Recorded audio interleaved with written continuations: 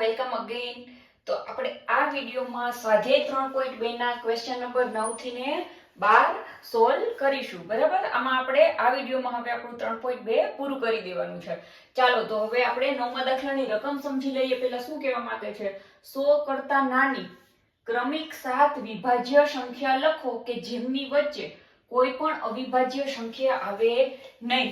તો 100 કરતા નાની એવી 7 સંખ્યા ગોતવાની છે કે જે કન્ટિન્યુ કેવી હોય, વિભાજ્ય, એની વચ્ચે કોઈ અવિભાજ્ય આવી જવી જોઈએ નહીં. જેમ કે હું 1 થી 7 લખું, 1 2 3, એક તો આવે જ નહીં. ચાલો, એક વિભાજ્ય કે અવિભાજ્ય નથી. 2 3 4 5 6 7 અને 8 ત્યાં સુધી મેં લખી તો એની અંદર કેટલી બધી વિભાજ્ય છે? તો કે ના, એમાં તો કેટલી અવિભાજ્ય છે? 2 3 5 7. આ બધી તો અવિભાજ્ય છે. તો એમ ચાલશે નહીં. કન્ટિન્યુ 7 સંખ્યા કેવી હોવી જોઈએ? વિભાજ્ય હોવી જોઈએ. ચાલો તો તમે 100 થી નાની એવી કોઈ પણ સંખ્યા જોશો ને કે જે કન્ટિન્યુ વિભાજ્ય હોય, અવિભાજ્ય નહીં. આમાં આ કોષ્ટક જોવાનું થશે નહીં.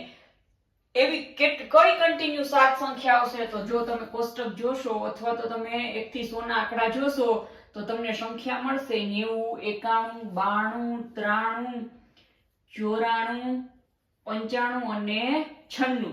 આ બધી કેવી સંખ્યા છે? વિભાજ્ય સંખ્યા. બધી વિભાજ્ય છે સાથે સાથ. એક પણ સંખ્યા આની વચ્ચે ક્યાંય એવી નથી આવી કે જે સંખ્યા અવિભાજ્ય હોય. બરાબર, ચાલો હવે એના પછીનો દાખલો.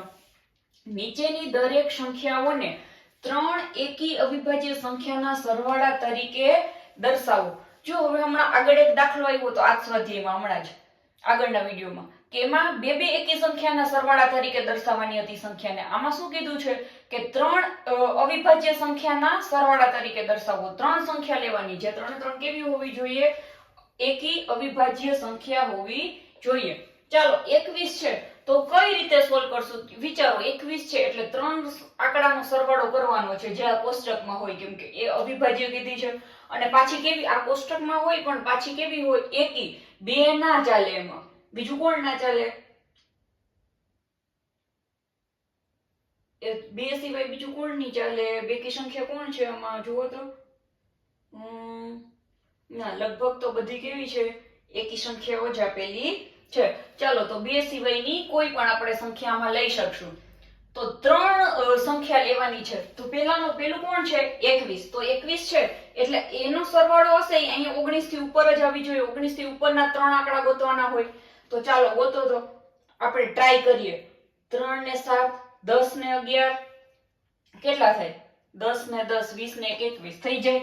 હા, તો થઈ જાય. ચાલો તો 3 7 અને 11, કેમ કે જો 7 ને 3 10, 10 ને 10 20 ને 1 21 તો થઈ ગયા.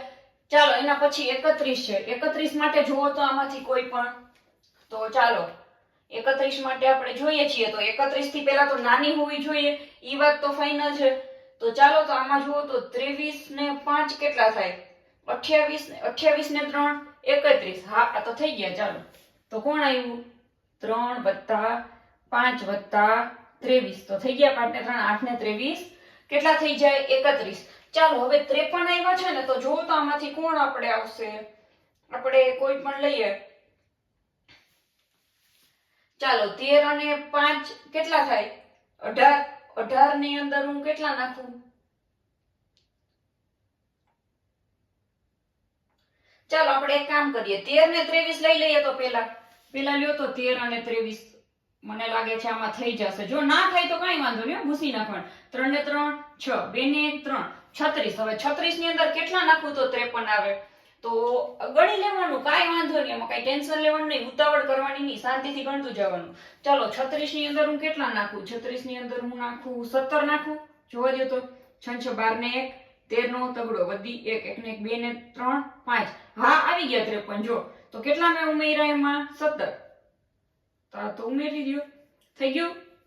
આવી રીતે જ ગણવાના હોય. ભલે ને એક આંકડામાં ના આવ્યું તો બીજો આંકડો લઈ લ્યો, બીજો આંકડો ન આવ્યો ત્રીજો આંકડો લઈ લ્યો, પણ અંદાજ કરતા જાવ કે લગભગ આ આંકડા હશે ને એના સરવાળાથી આ સંખ્યા આવી જશે. ચાલો હવે આવ્યું 61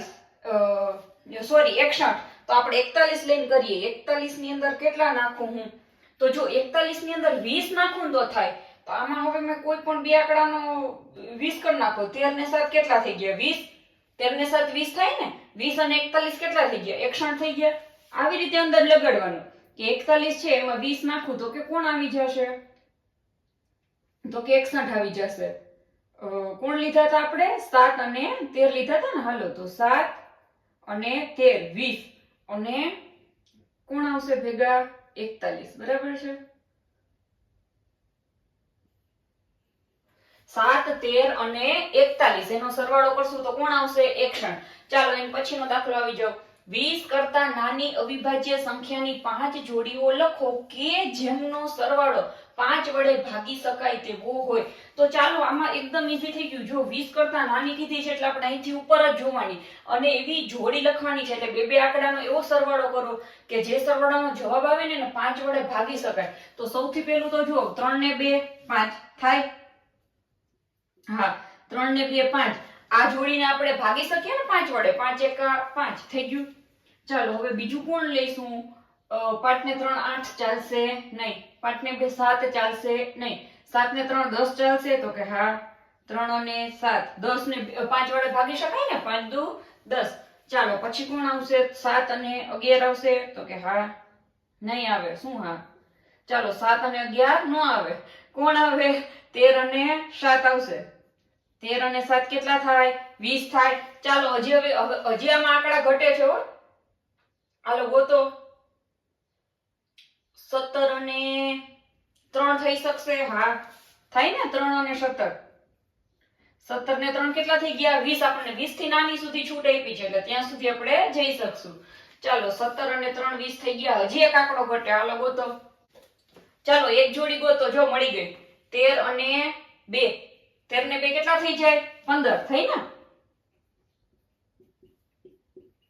13 ને 2 15 અને 5 તેરી 15 થઈ ગયું. ચાલો એકદમ ઈઝી છે. ચાલો આવી જાવ નીચે. શું છે? ખાલી જગ્યા પૂરો. ચાલો શું કહે છે? જે સંખ્યાને ફક્ત 2 અવયવો હોય તેને ખાલી જગ્યા કહેવાય. તો આપણને બધાને ખબર છે કે આ અવિભાજ્ય સંખ્યાઓ છે એના અવયવ પડે નહીં. એનો અવયવ કોણ હોય? તો કે 1 અને બીજું કોણ હોય? એ સંખ્યા પોતે. બાકી કોઈ એના વધારાના અવયવ હોય નહીં એટલે જ એને અવિભાજ્ય સંખ્યા કહેવાય. તો અહીંયા શું પૂછ્યું છે? જે સંખ્યાને ફક્ત 2 અવયવ હોય તેને કેવી કહેવાય? તો કે અવિભાજ્ય સંખ્યા કહેવાય. બરાબર. જે સંખ્યાને 2 કરતા વધારે અવયવ હોય તેને કેવી કહેવાય?